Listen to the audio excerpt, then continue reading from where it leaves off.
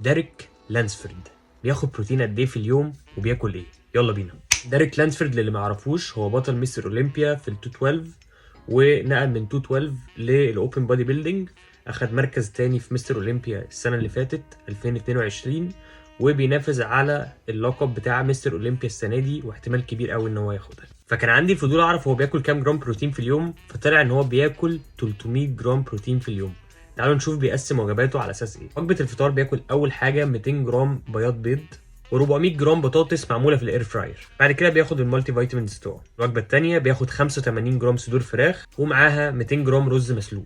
الوجبه الثالثه بياخد بروتين شيك بلند، كازين على كونسنتريت على ايزوليت، وعليهم كربوهيدراتس وكرياتين واسنشال امينو اسيدز. الوجبه الرابعه اللي هي بعد التمرين، هو بيفضل بيقعد ساعتين بعد التمرين بعد كده ياكل علشان معدلات الانسولين ترجع لطبيعتها. بياخد 85 جرام صدور فراخ و100 جرام